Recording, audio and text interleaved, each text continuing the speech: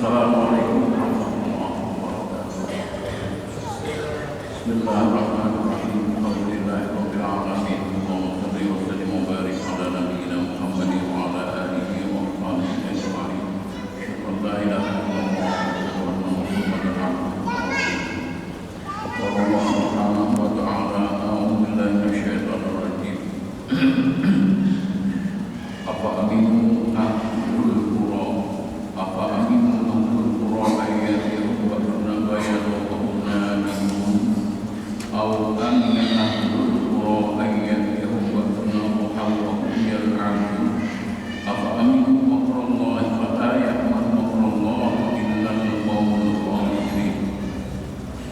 Hadirin hadirat jamaah salat rahimahullah, bersama-sama kita bersyukur hadirat Allah Subhanahu wa ta'ala, di mana keimanan yang merupakan fondasi bagi keselamatan dan kesejahteraan mudah-mudahan masih memberikan pada kita semuanya.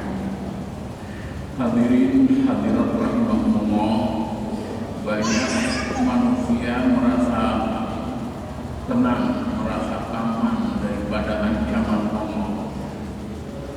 Bahkan banyak orang yang menepuk dada karena sudah banyak ibadah kepada Allah Subhanahu wa ta'ala. Apalagi orang yang bangga ketika keberhasilan dunia didapat oleh mereka, baik dihormati orang, pangkat tinggi, harta banyak, badan sehat.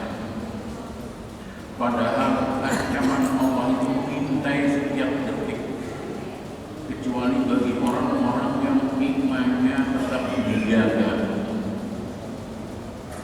Hadirin jamaah salat rahimahullah, orang melaksanakan ibadah dengan jumlah yang banyak, tapi ternyata Allah masih diabaikan. Allah tidak terlalu perlu bagi mereka. Yang perlu adalah orang yang mereka harapkan bisa menolong. Abu Lahab dan Abu Jahal bukan tidak percaya dengan Allah. Abu Lahab, Abu Jahal itu tahu bahwa Tuhan mereka adalah Allah, tapi mereka tidak percaya, tidak yakin kalau Allah bisa menolong mereka, sehingga mereka mencari wasilah supaya bisa tertolong oleh Allah lewat wasilah mereka. Allah berfirman dalam surat Az-Zumar ayat 3, "Wa ma na'buduhum illa liyuqarribuna ila Allahi zulfa." Kata orang-orang kafir yang menyembah berhala, kami tidak pernah menyembah berhala. Wa ma na'buduhum, kami tidak pernah menyembah berhala. Ini kata orang-orang penyembah berhala nih. Jadi mereka ketika ditanya, mereka menjawab, "Wa ma na'buduhum, kami tidak pernah menganggap berhala itu Tuhan kami. Illa liyuqarribuna ila Allahi zulfa." Kami datang kepada berhala itu supaya berhala mendekatkan kami kepada Allah sedekat-dekatnya. Artinya Abu Lahab, Abu Jahal itu yakin bahwa Tuhan itu Allah. Cuman tanpa perantara mereka tidak bisa yakin dekat dengan Allah, tidak yakin Allah akan menolong. Oleh karena itu orang-orang yang mempercayai bahwa Tuhan itu kalau disembah sendirian tidak bisa menolong kecuali dengan perantara, apalah bedanya dengan Abu Lahab, Abu Jahal? Kalau Abu Lahab, Abu Jahal memang tidak Islam, wajar. Nah sekarang yang casingnya Islam, sholat, zakat, haji, bahkan umrah berkali-kali, dengan pakaian yang serba Islam, baca Al-Quran firman Allah, tapi tauhid dalam Al-Quran mereka buat. Yang mereka ambil adalah syirik kepada Allah. Syirik ada dua, ada syirik yang jali, ada syirik yang khafi. Kalau yang tadi mengambil perantara itu syirik jali maksudnya. Tapi syirik khafi ada pada ibadah. Ketika tadi kita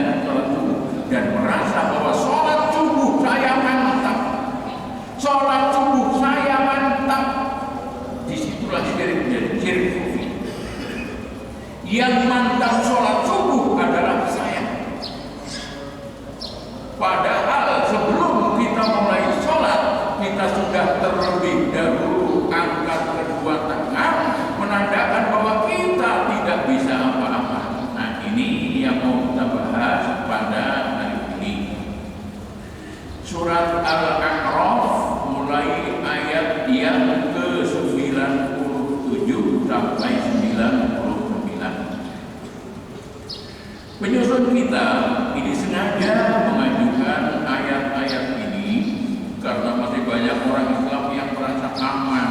Seakan-akan kalau sholat berjamaah di masjid dapat 27. Enak betul seakan-akan. Begitu baca Al-Quran dapat 10 kebaikan. Pahala yang banyak disiapkan oleh Allah tidak semudah itu.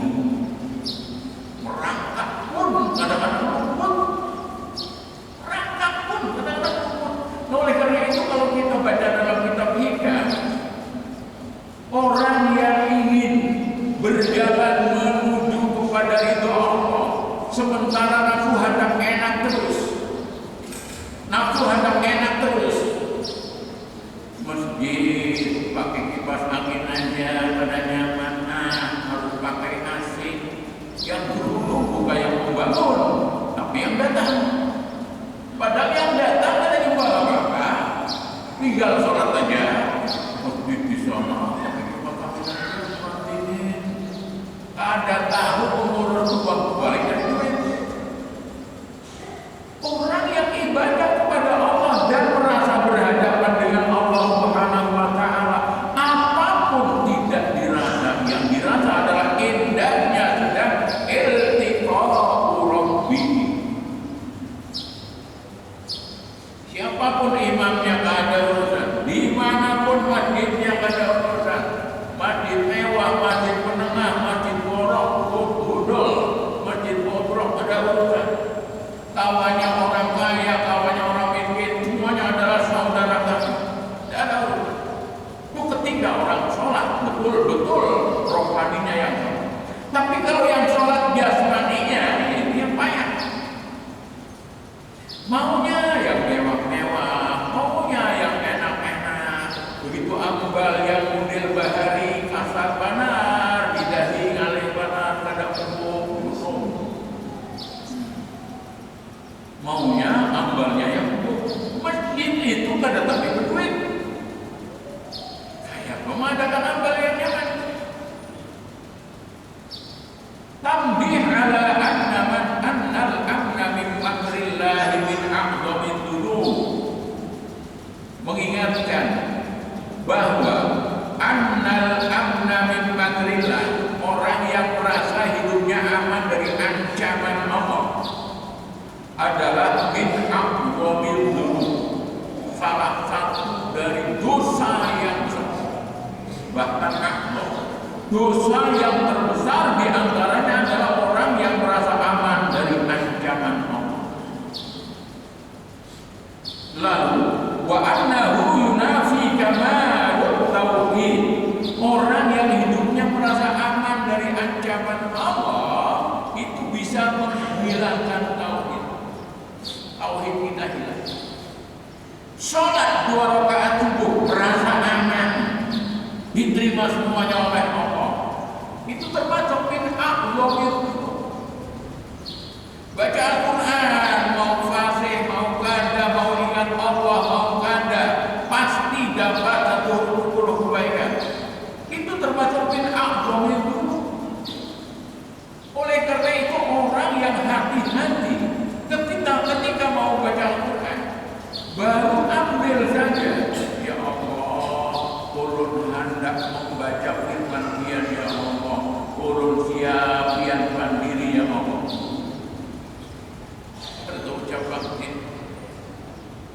Begitu dibuka, mulailah melaksanakan ibadah. Nadrul mushaf, mau melihat huruf firman Allah, walaupun firman Allah yang sebenarnya ada pakai huruf. A'udzu billahi minasyaitonir rajim.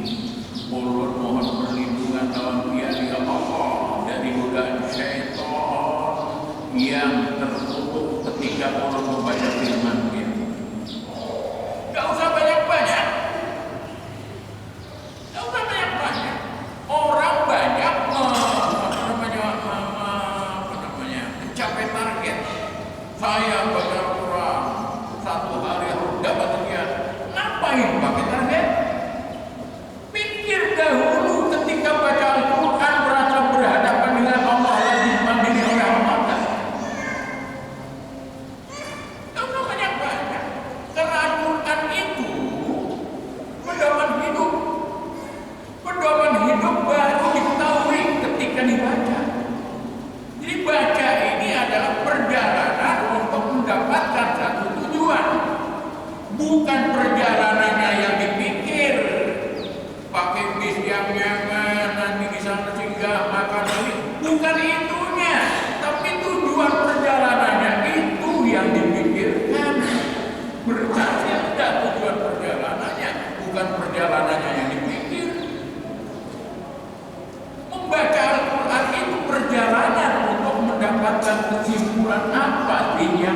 dapatkan.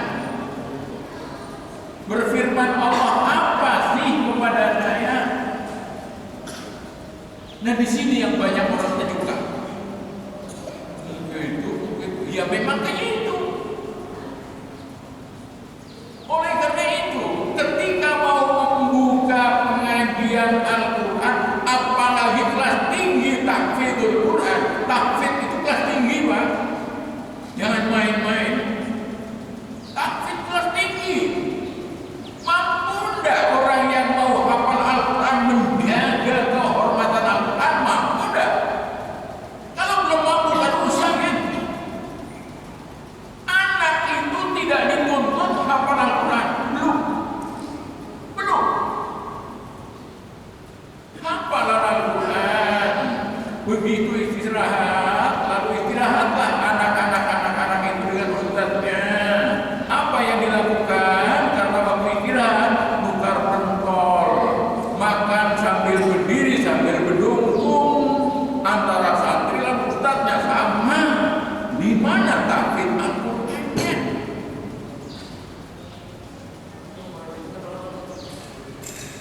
Rasa miris, Pak. Quran diubah. Lau anzalna hadzal Qur'an 'ala jabalin la ra'aitahu khashi'an mutasaddian min khasyatillah.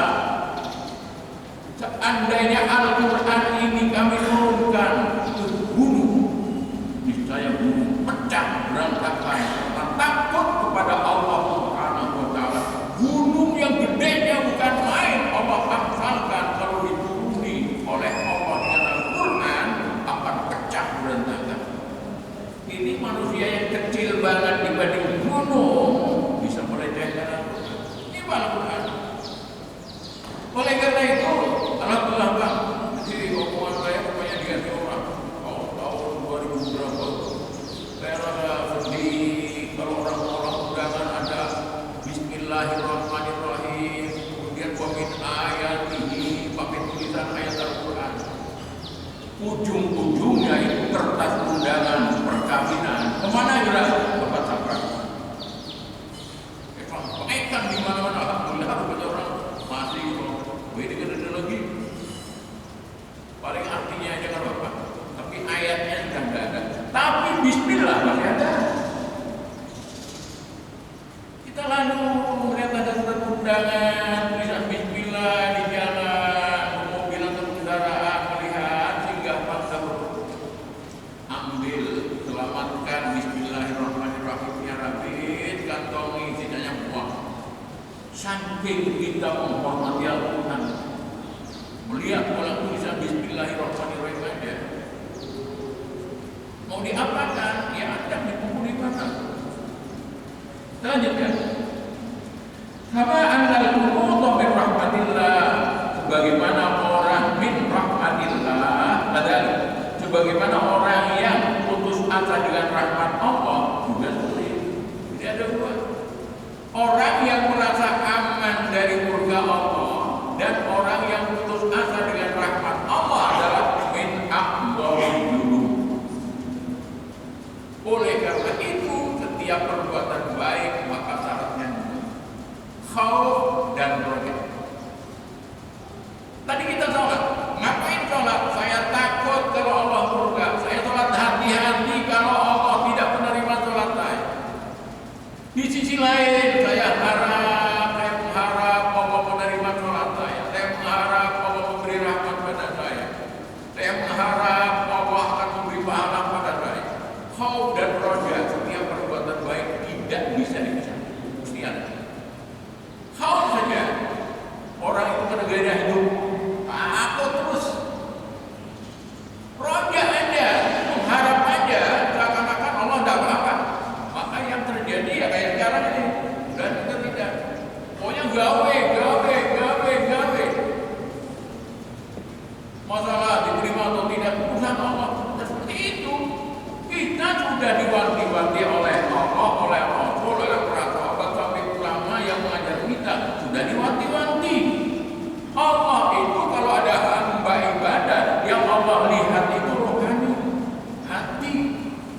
bukan jasmani, bukan gerakan, bukan ucapan, tapi hati. Oleh karena itu ketika kita ingin diterima oleh Allah ibadah kita, yang kita pelihara pertama adalah hati. Ini pun masalah hukum, masalah sujud, masalah angkat tangan, masalah baca doa, saling tuding bid'ah, apa-apa. Apapun sesuatu yang ada Allah lihat, asal ada dasarnya, beda apa. Tapi kalau Rasulullah tidak mengajarkan dalam sholat kemudian dibaca, itu yang bisa membatalkan sholat.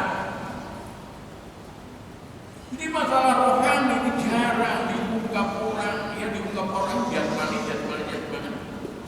Kemana sih akhir jasmani? Ya ke tanah. Kalau meninggal kemudian dikubur ya sudah ambrol jadi tanah. Sementara rohani melanjutkan perjalanannya. Makanya yang namanya kematian itu jasmani. Ahmad bin Ahmad telah meninggal dunia. Itu yang betul, meninggal dunia, meninggalkan dunia untuk menuju kepada alam selanjutnya, itu alam barzakh. Dalam penantian ditetapkannya takdir oleh Allah hari kiamat. Nanti akan menuju perjalanan selanjutnya untuk menerima hadiah dari Allah. Apakah hadiah yang positif atau hadiah yang negatif, surga atau neraka? Di surga atau neraka tidak ada cerita titik akhir selama-lamanya. Siapa itu? Rohani. Jasmaninya di mana? Nyangkut di kubur. Sudah habis selesai. Oleh karena itu ketika kita hidup memanja jasmani dalam sekian puluh tahun yang dimanja jasmani aja terus, lalu apa yang kita dapat di sana nanti? Baju harus bagus, tas harus bagus, kopiah harus bagus, kacamata penceramah jangan kacamata yang 15.000, tapi yang paling tidak yang 150.000. Antum mana tuh? 10.000 tuh ya.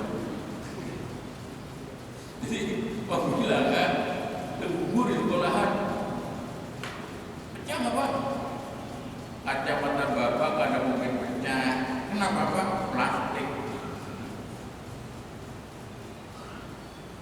Kenapa kira? Karena kacamata intinya kawan dan membacanya. Jasmani itu juga diharagu karena rohani menyuruh mahana. Kenapa rohani menyuruh? Allah tutup Allah. Pakai apa tutup Allah? Ya pakai apapun yang penting aurat tertutup. Yang mahal yang murah sekemampuan. Kalau mampunya murah. Nggak ada murah pun, nggak ada berduit, ya sudah yang buruk berapa pajuan. Nyari apa? Lantenan lah. Kebelujuran yang hajar itu sudah bau marah berdaan belum ditapas. Yang masih belum dipakai baju buruk, hendak dan keundangan. Lalu karena menyuruh anaknya, nak, kita ke apa nyewa baju. Undangannya nyewa baju, berarti simpulan itu palsu. Bajunya baju pinjaman. Memangnya baju buruk ditolak karena boleh makan kan? Kalau memang di undangan itu kada boleh makan orang yang baju buruk, ya nggak apa-apa juga. Boleh nggak?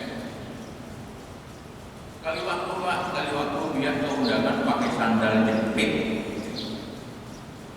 pakai baju buruk, sekali waktu menguji rohani. Kita lanjutkan. Kemudian dalam ayat yang ke-97 Allah berfirman, apa amina ahlul qura ayyatiyahum ba'suna bayatan wa hum naimun. Apa amina ahlul qura? Apakah penduduk suatu tempat itu merasa aman? Ayyatiyahum ba'suna, sekiranya nanti datang kepada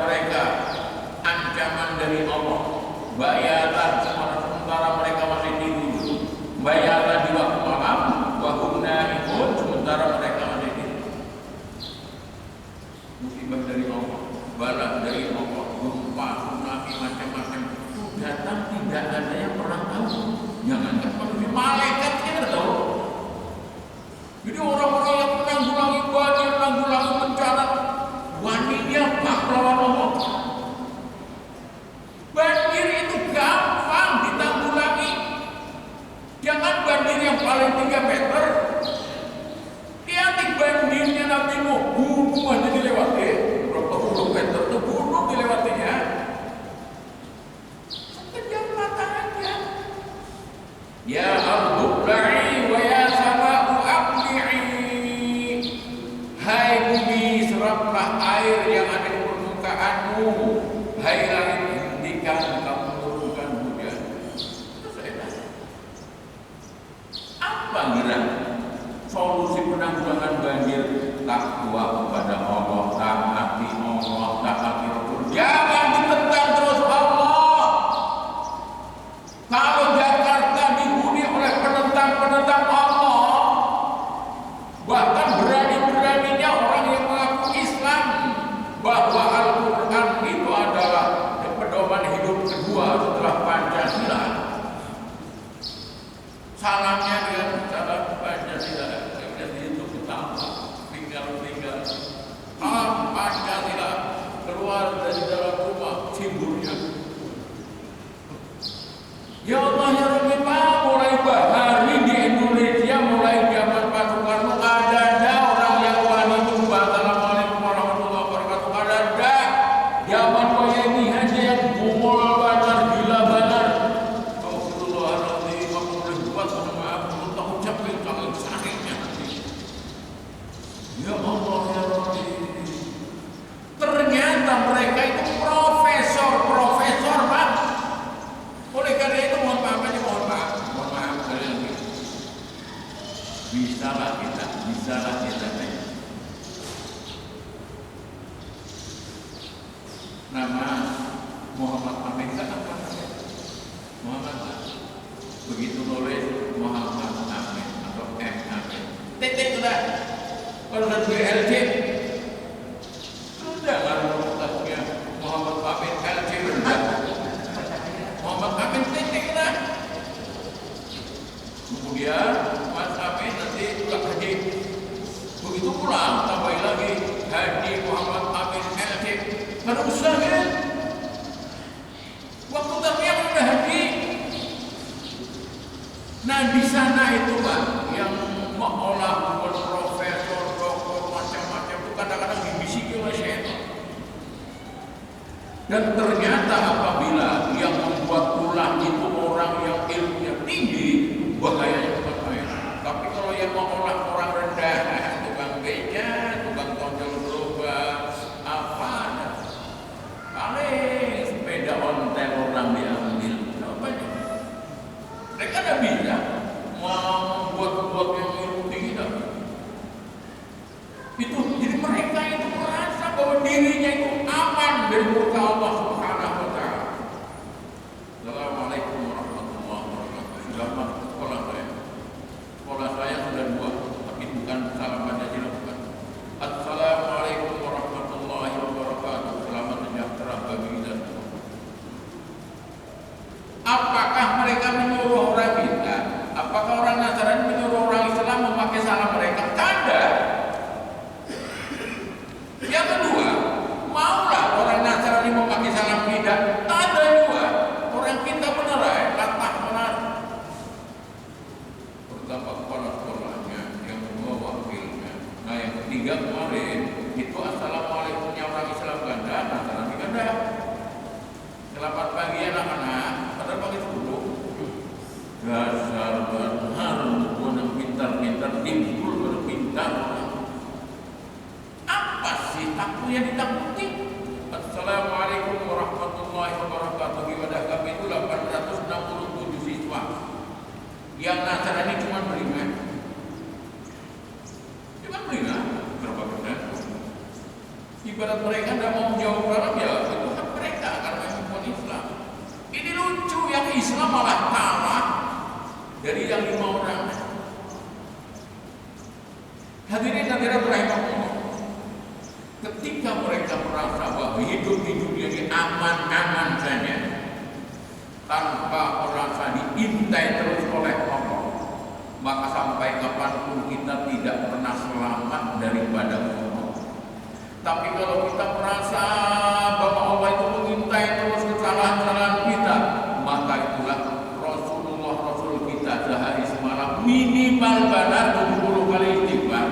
Sahabat malam Sidin menangis, para sahabat, para tabi'in sampai kepada Imam 4 sahabat malam menangis. Kenapa mereka khawatir kalau nanti ketika Israel datang tidak bisa mengucapkan la ilaha illallah. Padahal Allah apa ibadahnya apa dibanding kita?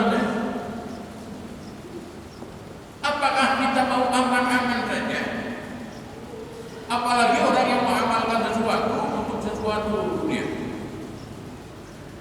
Di sini dikatakan oleh Hasan bin Ali bin Abi Thalib, "Man wassa'allahu alaihi falam yara annahu yaqulu bihi fala ra'ya lahu." Siapa saja orangnya yang diberi kelapangan hidup dunia, pangkat tinggi, dihormati orang, harta banyak, awak sehat, terus anak pintar-pintar jadi pejabat berantakan, dan merasa bahwa itu keberhasilan hidupnya, aman dari ancaman Allah. Apa kata Imam Hasan bin Ali? Fala ra'ya lahu, maka akalnya akan sehat. Ra'yun itu pendapat. Fala ra'ya lahu, dia tidak bisa berpikir. Bahasa kasarnya, orang yang diberi keberhasilan hidup dunia dan merasa aman aja dari murka Allah, maka orang itu orang yang tidak bisa berpikir. Alhamdulillah, karena amalan saya yang diberi oleh guru saya, maka usaha saya berhasil. Alhamdulillah, anak saya lulus karena mengamalkan amalan yang diberi oleh gurunya, sehingga dia lulus dengan nilai mumtaz. Makanya ada seorang menteri yang ketika mendengar ditunjuk menjadi seorang menteri, Sidin minta ampun kepada Allah. Sidin minta ampun kepada Allah dan minta pertolongan kepada Allah sekiranya bisa menerima amanat ini. Sementara yang lain begitu mendengar di TV diumumkan jadi menteri, langsung sujud syukur. Nah, yang langsung sujud syukur ini yang menurut Hasan bin Ali fala ra'ya lahu. Ini bukan karunia, tapi ini adalah beban berat. Kalau pembakar itu beban sedesa, kalau camat itu beban sekecamatan, tapi kalau menteri beban mulai Sabang sampai Merauke. Jangan ngurusi manusia 200 sekian juta, ngurusi keluarga seorang ya, ayo. Oleh karena itu ketika jangan cari jabatan, tapi kalau ada orang menyerahkan jabatan jangan ditolak. Jangan cari jabatan, tapi kalau ada orang menyerahi jabatan, maksudnya jabatan yang benar menurut Islam, jangan ditolak. Karena dengan jabatan ini kamu bisa berdakwah kepada umat. Sekarang bukan orang diserahi jabatan, tapi jabatan dibeli. Jangan jadi menteri, menjadi pembakal yang pakai duit ini pembakal. Bahari orang ada hakun, duit pembakal pakai duit. Bahkan ada orang apanya RT mau mencalon jadi ketua RT. RT mah berapa gaji RT? 500.000 sebulan. Diterima 3 bulan sekali, berarti 3 bulan itu aja itu. Kemudian Imam Qatadah mengatakan bahwa tilqaum amrullah wa ma amrullahu qawman qattu illa 'inda surutihim wa gharratuhum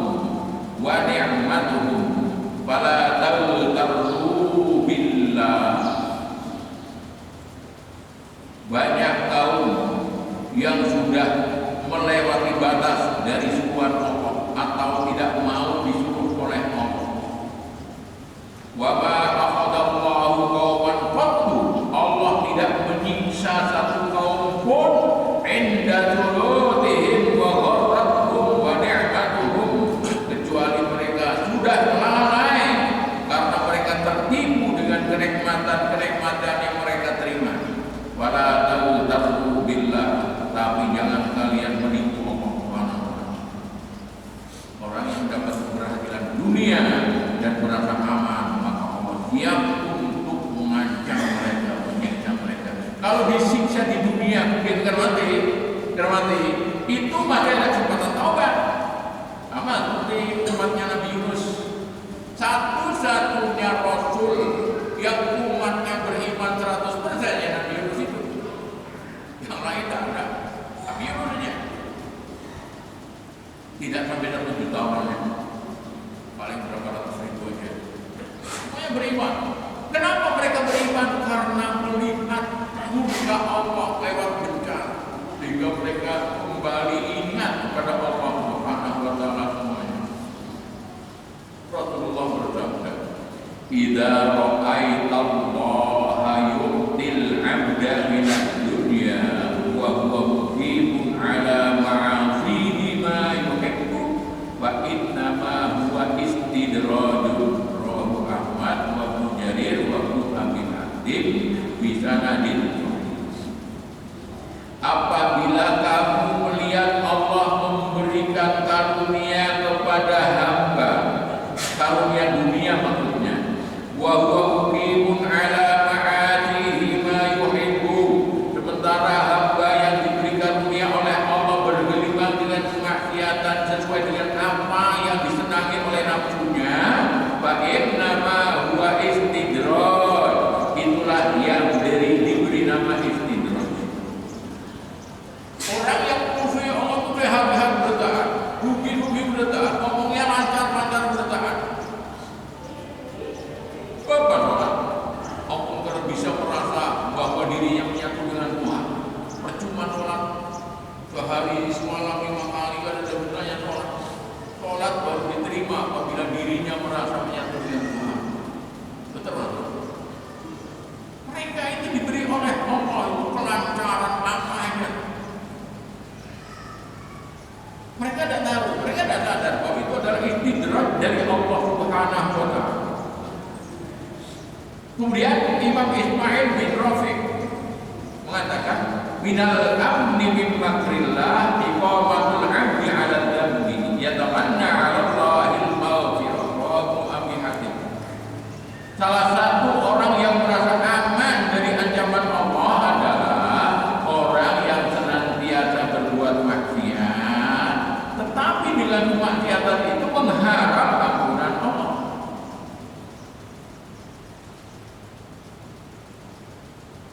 Tapi ada 3 tutup. Apa itu buat? Atau dalam nabatan itu dimaksud berbuat maksiat dengan harapan maghfirah dari Allah.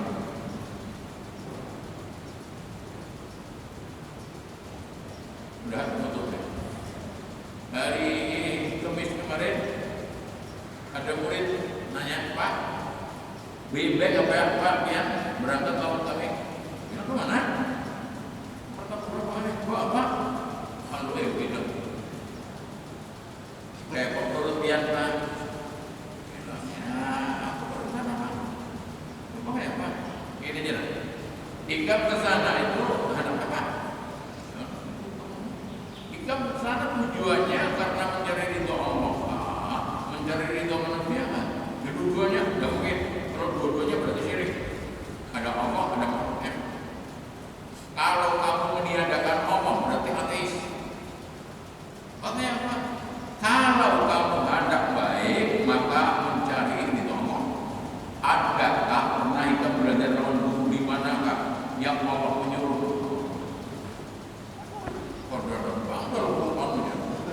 Adakah kita pernah mendengar peringatan awal Nabi kamu? Adakah yang ada terakhiran ini? Aku Nabi Ika banyak Anda. Kenapa yang orang biasa-biasa aja? Jika itu marah naik anak-anak. Ini kan tujuannya, dan tujuan dunia Pak. Tujuan dunia. Kalau tujuannya karena Allah, itu kan cuma 3. Yang pertama, Rasulullah menyuruh dia raih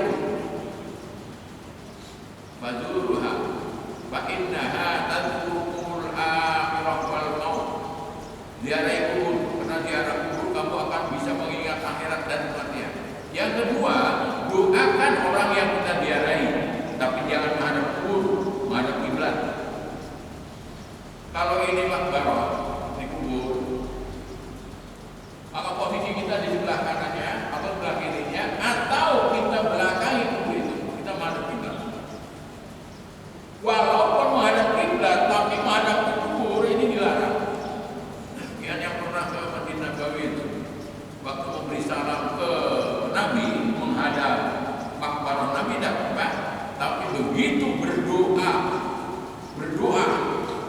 maka dipukuli oleh azan. Ilal qiblah.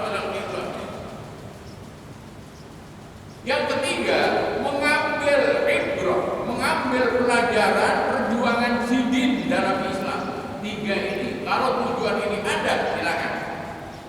Tapi kalau tujuannya mencari barokah dari orang yang mati, baik ada usah biar dibayar 100 juta ada.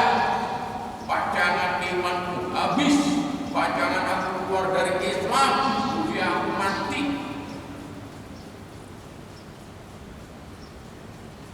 Malam tadi ada yang mendengar di Kapuran. Itu dalam arti menghadang. Hadirin hadirat rahimahullah, perlu simpulkan bahwa setiap detik kita tidak pernah aman dari muka Allah. Oleh karena itu, supaya kita aman dari muka Allah, kita berhati-hati waktu berbuat kebaikan. Kalau berbuat kebaikan, hati-hati, insya Allah keburukan tidak akan bisa mendengar. Tapi kalau kebaikan kita serangkan, cara berpandir sembarangan aja, cara berbaju sembarangan aja, cara makan sembarangan aja, mohon maaf tuh dibuka kalau hari Jumat kan banyak melok. Untung sholat Jumat keluar, cucuk, lumpur, padahal sudah Rasul duduk, makan itu duduk, paling ada jongkok perang. Makin pakai, ada yang surban, surban, cucuk pentol kampung. Ya Allah ya Rabbi, itu kehati-hatian, hati-hati. Pak, cukup diri itu, kada boleh dalam Islam kada boleh itu, karena kada tempat pemerintahan. Kemudian yang kedua, pengurus masjid itu yang jualan berdiri. Yang pertama mau pada sholat Jumat. Yang kedua kalau sudah mau sholat Jumat, begitu sebelum beberapa menit sebelum azan tutup. Masalahnya jual beli hari Jumat ketika khotib sudah naik di atas mimbar hukumnya haram. Jadi kalau sudah khotib naik atas mimbar masih jualan, berarti dosa. Kalau pengurus membiarkan, bukannya udah. Itu udah. Kok apa ya dah? Karena ditegur terus. Kenapa? Masjid bukan tempat kesan jualan. Orang ke masjid itu ada sholat. Jadi sebelum ke masjid cocok dulu, libat untuk sholat Jumat cocok pulang. Makanya gini Pak, kalau yang mendengar, kalau bisa jangan dinikmati. Sekarang lagi rame-rame Jumat Februari beberapa orang di Istiqomah Banjarbaru untuk ngasih begitu sampai di pelataran kesusun nasi bungkus di muka masjid, kesusun nasi bungkus. Ulun yakin orang kada mungkin makan dahulu, mesti makan enak. Padahal ujar Rasul, kalau kamu sudah terhidang makanan, maka selesaikanlah ajak makan dahulu berpulang. Berarti nyamain. Jadi kalau bapak yang untuk anak menyediakan nasi bungkus gatal jamaah sholat Jumat, jangan dipamerkan.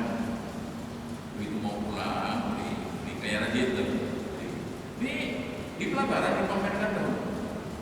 Itu menyalahi. Oleh karena itu, kehati-hatian itu sekecil apapun kesalahan menurut Islam, walaupun cuma makruh saja, tetap kita hati. Supaya jangan sampai yang terbiasa kecil nanti akan mudah melaksanakan kesalahan. Mudah-mudahan Allah Subhanahu wa Ta'ala memberi kehati-hatian terhadap kita dalam rangka kita mengharapkan ridha Allah dan menghindar dari murka Allah Subhanahu wa Ta'ala. Dan setiap apapun ibadah kita mudah-mudahan Allah terima dan